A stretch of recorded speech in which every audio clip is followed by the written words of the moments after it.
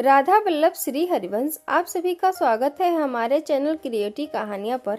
आइए जानते हैं प्रसाद की महिमा, भक्त अंगद जी की कहानी। अगर ये कहानी आपको अच्छी लगी तो एक लाइक और शेयर जरूर करें।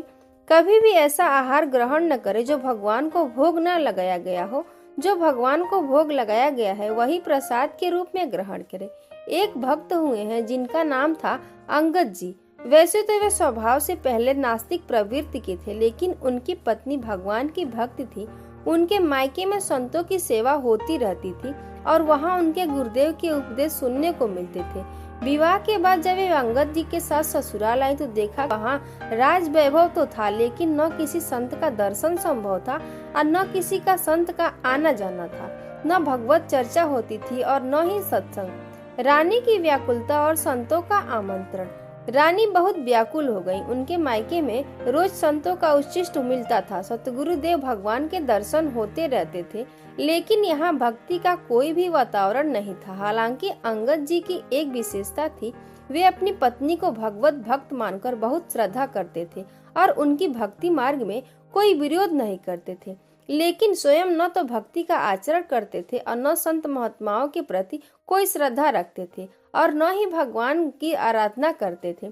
काफी दिनों तक संतों के दर्शन न होने के कारण रानी अत्यंत व्याकुल हो गई। उन्होंने अपने मायके पत्र लिखकर प्रार्थना की कि सतगुरुदेव भगवान से निवेदन करें कि कृपा करके एक बार यहाँ पधारे और दर्शन दे, क्योंकि मैं यहाँ से बाहर नहीं जा सकती और मेरे पति संतों के प्रति श्रद्धावान नहीं है। जब मायके के राज परिवार में गुरुदेव से प्रार्थना की थी, वह करुणामयी होने के कारण आने के लिए सहमत हो गए।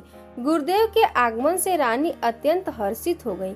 उन्होंने चरणामृत ग्रहण किया, आरती उतारी, भोग अर्पित किया और गुरुदेव को आसन पर विराजमान किया। फिर वे धीरे धीरे उनके चरण दबाने लगी।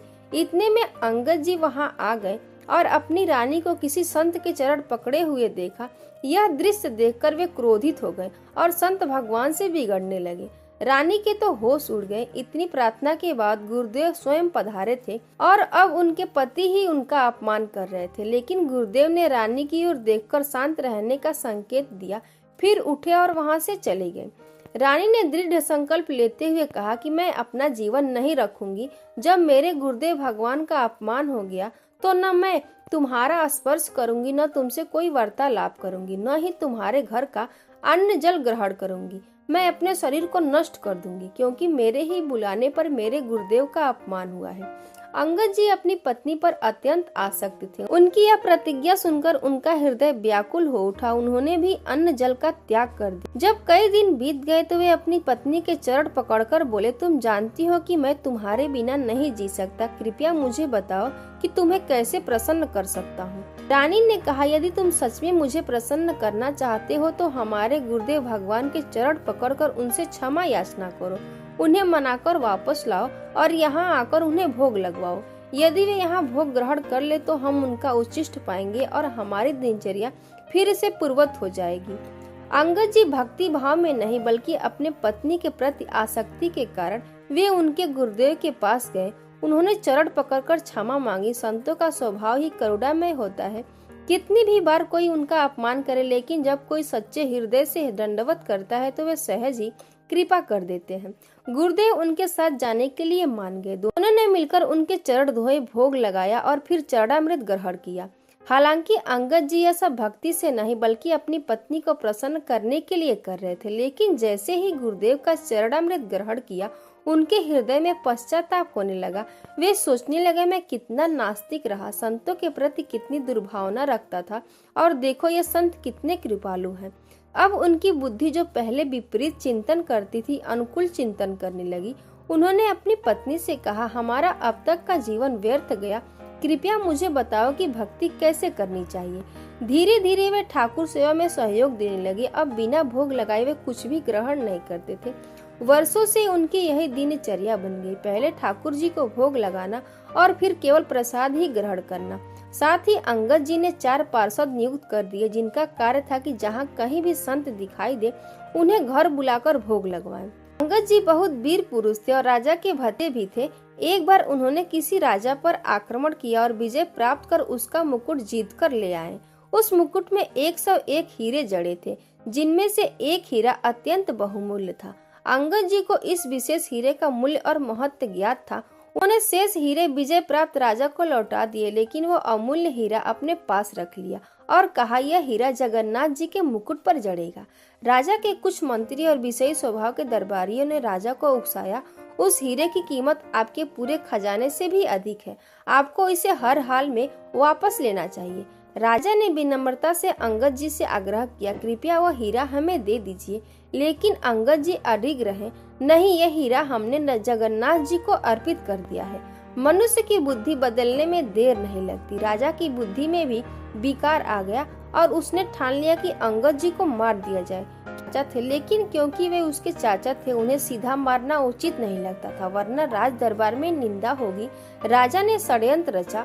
उसने अंगद जी की बहन को, जो राजमहल की रसोई तैयार करती थी, को अपने पक्ष में करने का प्रयास किया। राज परिवार में भोजन अत्यंत विश्वसनीय लोगों द्वारा ही बनाया जाता है और अंगद जी की बहन इसी कार्य में लगी हुई थी। राजा ने उसे लालच देते हुए कहा, तुम जितना धन चाहोगी उतना दूंगा, बस तुम अंगद जी के भोजन में विष मिला दो। राजा ने अपने सामने विष लाकर दिया और उसे भोजन में मिलवा दिया।